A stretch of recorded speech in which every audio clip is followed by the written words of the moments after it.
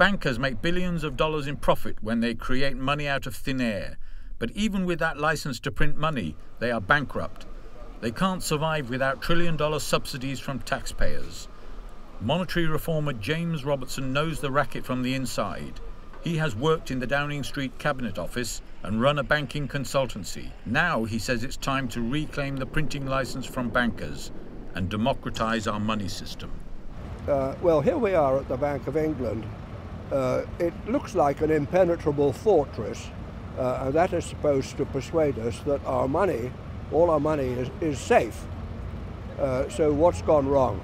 Well, the answer is to get into a long economic explanation of how actually what's happened now shows that having too powerful a financial sector, banking and financial sector, is actually damaging to the economy.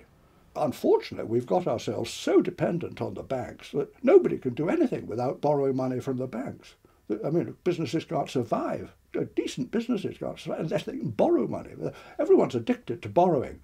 What are the foundations of a money supply? Well, there are three important ones. One is, how is the supply of money put into circulation for all the members of the society to use? The second is, how does the government raise its revenue? What does it tax and what does it not tax? And the third is, how does the government spend the revenue on public purposes? We have, in this country, and indeed most other countries of modern economies in the world, have got all of them badly wrong. All of our money, apart from a little 5% of it or so, is created by commercial banks. They create it by lending it to their customers. They create it as debt, that's to say, and they make interest on that. That really doesn't make any sense. The public money supply should not be a source of private profit. A study was done in the year 2000 to show that arrangement then gave the banks special profits, extra profits of £25 billion a year. And if the right thing was being done, that's to say, if it was being issued by an agency of the state on behalf of citizens as a whole, it would be providing the government with £45 billion extra revenue. So that's a big mistake. Why don't we nationalise the national money supply? The Bank of England is nationalised already. In the long run, there's no need to nationalise the banks themselves, as long as the way the money is created is nationalised and they are deprived of the privilege of creating as debt all of the money that all of us have to use. If all the money in society, or 95% of it, is created as debt, then, as the statistics obviously show, the amount of debt in society goes up at the same rate as the money supply. People say, oh gosh, how does it happen that this gap between rich and poor is growing bigger? Well, it's bloody obvious once you realise that the money itself is created as debt. Now, what do we tax? What don't we tax? Well, we don't tax the rising value of land.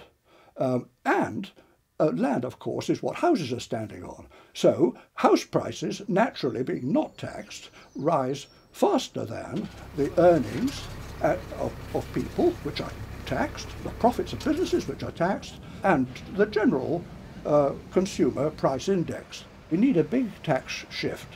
We should take tax off earnings from useful work. We should take tax off profits from useful enterprises, and we should make people pay for the value they get from rising land and the profit they take from using more than their fair share of common resources. In other words, people should not have to pay for what they contribute to society in the terms of earnings and profits.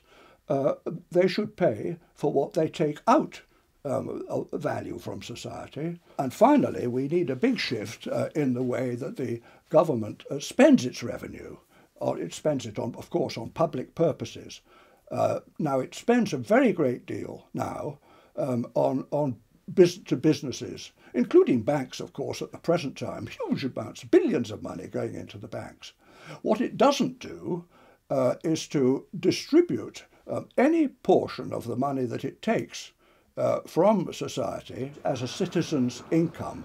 If people have a citizen's income, they're not so dependent on employers and the state to provide them with employment and welfare. The people responsible for this, who don't know what to do, include the regulators, like the Bank of England, who are supposed to regulate what happened, the policy makers, that's to say the Chancellor of the Exchequer, the Prime Minister, who lay down the policies that the regulators ought to carry out. There are the top officials in the Treasury who are supposed to advise the Chancellor and the Prime Minister about how these matters should be handled. And then, well, finally, there are the members of Parliament, and they are supposed to monitor that the government is doing these jobs properly. And one must ask, well, why have none of them understood what to do? Partly it's been because the banks themselves have opposed it vigorously and indeed viciously. And they've made life fairly miserable for anybody, and this would especially include people in public life, big business people, politicians, who become dependent upon money from the banks. So there's a natural reluctance. I mean, I understand it. I think if I were a practicing politician, I would be rather careful not to prejudice myself in the eyes of the banking system. The power that banks now exert over our affairs diminishes the power of democratic government to respond to what would be the real public interest of its citizens. So the verdict has to be, you could do better. That's the school report we should give to these people. You could do better for us.